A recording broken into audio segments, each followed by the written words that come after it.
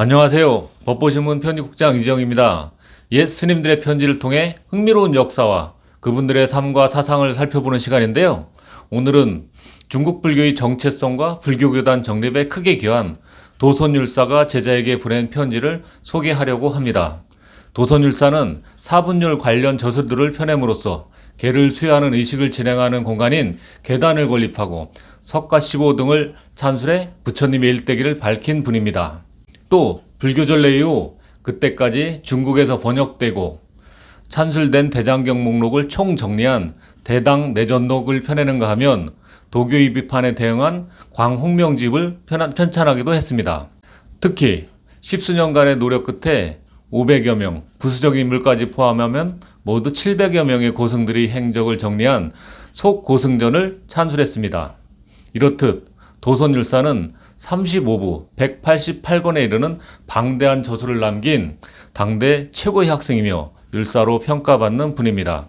그런데 이런 도선스님께서 말년에 절절한 사연의 편지를 남기고 있는데요. 어떤 사연이 있는 걸까요? 그럼 먼저 도선율사가 제자에게 보낸 편지부터 살펴보겠습니다. 요즘 말법 중생은 마음이 옅어서 은혜와 절의를 쉬이 배반하고 쉽게 은사를 싫어해 홀로 지내고 노는 것을 좋아하는구나. 정에 이끌려 법에 어긋나니 네가 악도에 떨어질까 염려된다. 어찌할 수 없어 네가 늘 가까이 해야 할 경계의 글을 지어 안부를 대신한다. 잊지 말지니 바로 너의 마음을 깨끗이 하는 것이 오히려 천마디 좋은 말을 초원하는 것이니라. 이 편지는 도선율사가 칠순을 넘겨서 쓴 건데요. 도선율사는 제자 자인스님을 떠올린 때면 가슴 밑바닥에 슬픔이 홍건히 고였습니다. 그는 자인이 곁에 머물며 계율부터 익히기를 원했습니다. 부처님도 수행의 근본은 계율을 지키는 청정한 생활에 있다고 하지 않았습니까? 도선율사는 번뇌란 계에 의해 청정해지고 계가 온몸에 배어야 선정도 깊어질 수 있음을 잘 알았죠. 그러나 자인은 스승의 뜻을 받아들이지 않았습니다. 달마대사에서 해가순사로 이어지면서 불기 시작한 거센 선의 열풍은 젊은 승려들의 마음을 뒤흔들었습니다. 불문에 든 지 오래지 않은 자인스님도 그 중에 한 명이었죠. 도선율사는 끝끝내 태산 영암사로 떠나버린 제자가 안타까웠습니다. 영특했던 자인에게 걸었던 기대만큼 서운함이 적지 않았던 것 같습니다. 도선율사는 아침 저녁으로 자인을 생각했고 행여 다시 돌아올까 싶어 3분 밖을 서성였죠. 허나 몇 달이 지나도록 아무런 소식조차 들려오지 않았습니다. 도선율사는 세태가 그러려니 하면서 애써 마음을 달래야 했죠. 동시에 그 옛날 스승 해군 스님은 자신이 떠났을 때 심정이 어땠을까 돌아보는 날들이 늘어갔습니다. 도선율사는 깊은 상념에 젖어들었습니다. 도선이 스승 해군 스님과의 인연이 닿은 것은 부친의 영향이었습니다. 사부상서라는 고위 관리를 지낸 부친은 유독 해군 스님과 친분이 두터웠죠.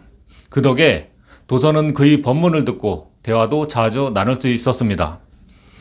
도선의 눈에 비친 해군은 천성이 화통하고 간소했습니다. 불경은 물론 외전에도 박학다식했죠. 그중 반야 사상에 대한 조예가 매우 깊어 중론, 백론, 반야론에 대해 강의할 때면 어린 그이지만 그 명료함에 소름이 돋을 정도였습니다. 도선은 해군 스님을 보면서 평생 출가제의 길을 걸어도 좋겠다고 생각했습니다. 그 뜻을 처음 내비쳤을 때 도선의 부모는 반대하지 않았습니다. 드디어 올 것이 왔다고 생각했죠. 그를 갖기 전 도선의 어머니는 꿈에 다리 품 안에 들고 서역의 승려가 나타나 뱃속의 아이는 양나라 승우율사의 후신임을 계시했던 터였습니다. 도선은 15살 때 일엄사라는 절에서 해군 스님을 은사로 출가했습니다. 그는 밤잠을 줄여가며 부지런히 경전을 익혔습니다. 해군 스님은 도선이 20살 되던 해 그를 장안 흥복사 지수 스님에게로 보냈습니다. 율사였던 그에게 구족계를 받을 수 있도록 하기 위해서였죠. 허나 속내는 따로 있었습니다. 해군 스님은 총명하고 행동이 반듯했던 제자가 정말 승우일사의 후신이라고 믿었죠. 그런 인물을 무작정 경정 공무원 하라고 붙드는 건 제자의 감춰진 재능을 꺾는 일이라 여겼습니다. 해군 스님은 언젠가 제자가 율사로서 큰 역할을 할 수 있으리라 믿었습니다. 도선은 스승의 뜻에 따라 지수율사에게로 향했습니다. 지수율사는 오부 9분 초 21권을 찬술한 당대 율학의 거장이었죠. 그의 반듯한 계행에 제후들은 물론 황제도 찬사를 아끼지 않았습니다. 신의 한 일들도 종종 일어났습니다. 그가 매월 금음과 보름에 계를 설할 때면 법당 안에 아름다운 향기와 강체가 일어나서 사람들을 놀라게 했죠. 지수율사는 해군 스님의 소개로 왔다는 도선이 뛰어난 재능을 갖췄음을 한눈에 알아봤습니다. 구족계를 받은 도선도 지수율사의 언행이 부처님 가르침에서 한치도 어긋나지 않음을 알 수 있었습니다. 그렇다고 지수스님처럼 율사의 길을 걷겠다는 마음은 없었습니다. 오히려 먼 훗날 자신의 제자 자인이 그랬듯 도선은 선에 관심이 많았죠. 그것이 자신의 타고난 성향이라 확신했습니다. 밀엄사로 돌아온 도선은 스승 해군 스님에게 이제 선정수행을 하고 싶다고 털어놓았습니다. 도선은 스승이 반대하지 않을 거라고 내심 생각했죠. 스승이 정통한 반야사상은 계율보다 선에 가깝다고 여겼기 때문입니다. 잠시 후 도선은 자신의 예상이 크게 빗나갔음을 알았습니다. 해군 스님은 정색하며 말했습니다.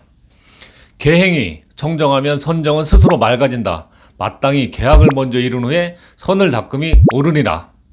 해군 스님은 도선에게 선수행은 나중에 할 수 있으니 일단 자신의 말대로 10년간 계율 공부부터 하라고 했습니다. 도선은 선뜻 내키지 않았습니다.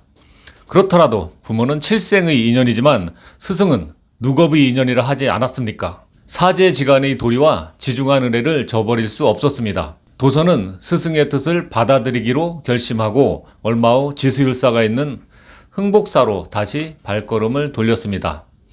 그곳에서 도선은 지수율사의 계율 강의들을 경청했습니다. 그렇게 한 해 두 해 듣다 보니 계율에 대한 자신의 견해가 가느다란 대롱이로 하늘을 보듯 관견에 불과했음을 알 수 있었죠. 계율은 선정에 이르기 위한 수단이 결코 아니었습니다. 계율을 지켜나가는 과정에 선정이 있고 지혜가 완성될 수 있음을 깨달았습니다. 게다가 승단이 계율을 외면하면 세속화를 초래할 뿐만 아니라 대중의 신뢰를 잃게 될 것임이 분명했습니다. 권력층과 밀접한 관계도 바람직해 보이지는 않았죠.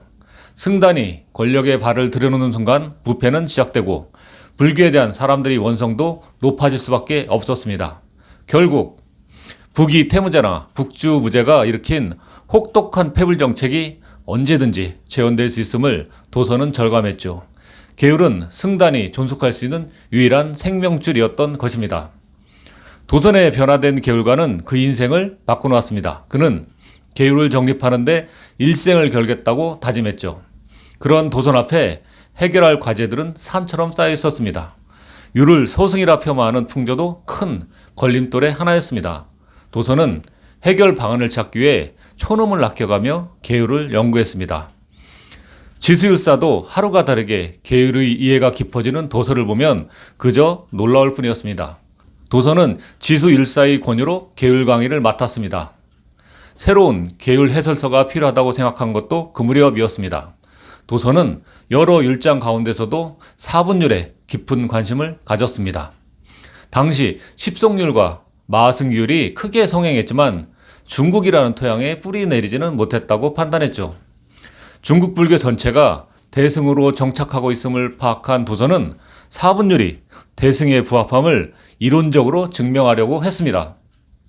이 땅의 승려들이 사분율을 외부적인 강제 없이 따를 수 있는 대승의 계율로 인식한다면 보다 적극적으로 계율을 지키리라 본 것입니다. 도선은 이러한 독특한 계율관을 정리해 사분율 행사초라는 저술로 펴냈습니다. 그의 나이 32살 때였죠.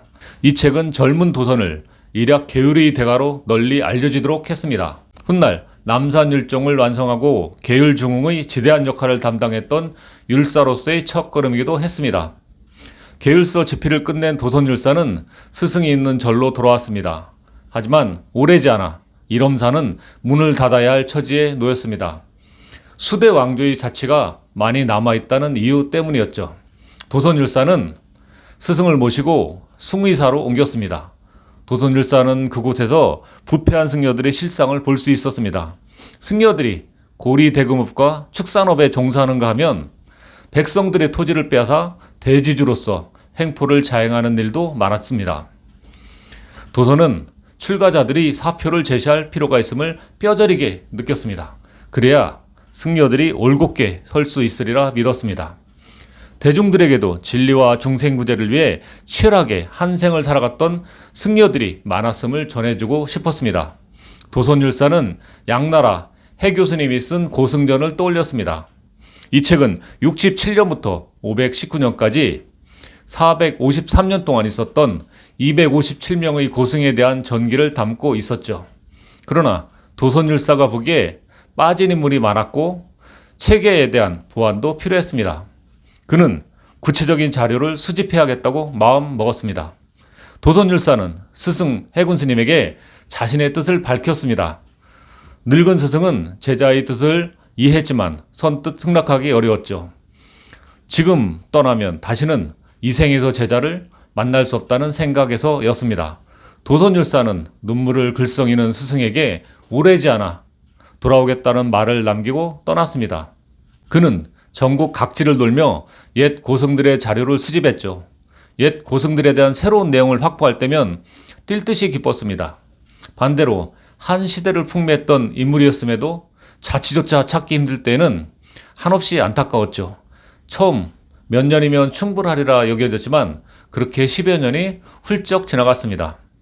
637년 도선율사의 만행이 10년째에 이르던 해 이제 스승이 기다리는 곳으로 돌아가도 될 만큼 자료를 모았을 때 그는 비보를 전해 들어야 했습니다. 스승이 얼마 전 돌아가셨다는 내용이었습니다. 도선은 통안의 눈물을 쏟아냈습니다. 하루하루 자신을 기다렸을 늙은 스승을 떠올리니 가슴이 미어졌습니다. 도선율사는 지중한 스승의 은혜를 갚는 길은 자신의 생애를 던져 불교가 바로 설 수 있도록 일조하는 길이라 믿었습니다. 그는 사분율 개본소, 사분율 비구니초, 사분율 갈마소, 석가방지, 성문 장복의, 속고승정, 대당 내전록, 광홍명집 등 18부 110여 권을 저술하는 놀라운 활동을 이어갔습니다. 17년간의 구법순례를 마치고 돌아온 현장법사도 도선율사에게 지극한 존경을 표했습니다. 그에게서 자신의 못지않은 불굴의 의지와 열정을 보았기 때문이죠. 현장법사는 도선율사에게 서명사의 주지를 맡기며 한역된 경전을 감수해 줄 것을 요청했습니다. 경, 율, 론, 3장에 대한 깊은 이해와 방대한 인문지식을 갖춘 도선율사가 감수의 최고 적임자로 판단했던 까닭입니다. 도선율사는 현장법사의 요청을 받아들여 역경사업에 참여했습니다. 그는 현장법사가 자신보다 6살이 적었지만 진심으로 존경했습니다. 속고승전을 편찬하면서 수많은 불문의 천재들과 마주할 수 있었지만 현장같이 뛰어난 이는 처음이었죠. 현장법사는 세상 그 누구보다 지혜로웠으며 진리를 위해 털끝만큼도 몸을 돌보지 않았습니다. 도선율사는 때때로 현장법사와 동시대에 살고 있다는 사실이 감격스러웠습니다. 664년 2월 현장법사가 세상을 떠났을 때 도선율사는 비통함을 감출 수 없었죠. 아직 번역해야 할 경전들이 수탕에 남았는데 누가 현장법사를 대신할 수 있을까? 도선율사는 현장법사의 추천으로 맡게 된 서명사 주지를 내려놓고 종남산 정업사로 향했습니다. 도선율사의 나이 68세 때였습니다. 도선율사는 그곳에서 지필에 몰두했습니다. 속고승전에 현장법사의 일대기와 업적을 포함시키는 작업을 비롯해 마무리 지어야 할 계율 해설서도 여럿 있었죠. 무엇보다 도선율사는 죽기 전에 수계의식과 계를 설할 수 있는 계단을 세워야겠다고 다짐하고는 했습니다. 하지만 나이 탓이었을까요? 눈코 뜰 새 없이 바쁜 나날에도 도선율사는 오래전 입적한 스승을 떠올린 횟수가 잦아졌습니다. 동시에 제자들에 대한 애정도 더욱 각별해졌죠. 도선율사는 태산 영암사에서 수행하는 자인이 바른 길을 갈 수 있도록 돕고 싶었습니다. 그가 언제 돌아올지 모르는 자인 스님에게 정심괴감법이라는 장문의 수행 편지를 쓴 것도 이 때문입니다. 도선율사는 자인 스님과 마주 앉아 가르치듯 하나하나 간절히 일러나갔습니다. 마음을 청정히 하는 정심이 바로 신심과 발심의 근원이자 수행의 장애물을 제거할 수 있는 근원적인 힘이라고 했죠. 재물과 음욕을 다스릴 수 있다면 온갖 분쟁과 번뇌에서 벗어날 수 있다고도 가르쳤습니다. 또 문자가 궁극적으로 공임을 관하더라도 경전을 폭넓게 섭렵하지 않으면 안 된다는 것, 널리 선지식의 가르침을 구함으로써 지혜를 완성할 수 있다는 것, 늘 공경하는 마음으로 사람을 대할 것, 탐욕, 분노, 어리석음이 삼독을 끄는 자리가 곧 열반이라는 것, 선한 일을 행해 공덕을 쌓을 것 등에 대해 상세히 얘기했죠. 이 중 한 구절을 읽어보겠습니다. 출가자로서 확고한 신심과 교리에 대한 깊은 지식이 없으면 세간 사람들로부터 경시를 받고 그들의 신심을 떨어뜨리게 된다. 불법이 쇠퇴하는 것도 모두 여기에서 비롯된다. 타락한 불교를 다시 일으켜 세워 만대에 떨치기 위해서는 출가자 모두가 투철한 신심과 사명감을 가져야 한다. 도선율사는 자인스님에게 계율이야말로 불법에 들어가는 첫 관문이라는 점을 거듭 일러주었습니다. 마음을 다스리고 청정한 삶을 살아갈 수 있는 길을 고구정령하게 설명했죠. 계율을 지키는 데에만 머물지 말고 부정관, 자비관, 연기관, 계분별관, 수식관을 행할 것을 적극 권했습니다. 특히 글의 말미에서 도선율사는 지극히 인간적인 심경을 드러냈습니다. 아침 저녁으로 나는 너를 생각하는데 너는 나를 생각하느냐. 내가 몹시 아프고 쇠약해져 잠자리조차 편치 못하니 만일 이 글을 받은 이후로 나를 못 만난다면 이 글이 너에게 유촉하는 글이 될 것이다.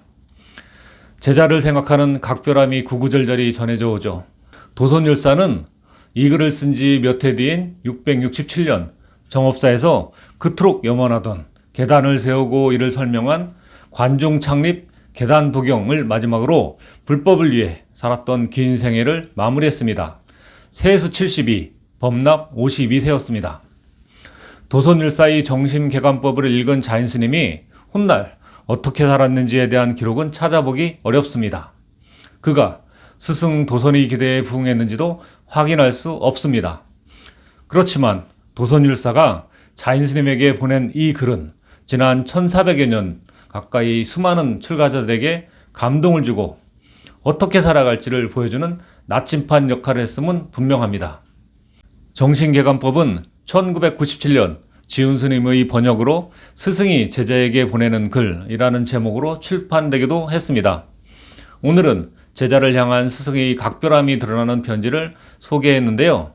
다음 시간에도 흥미로운 편지로 찾아뵙겠습니다. 감사합니다.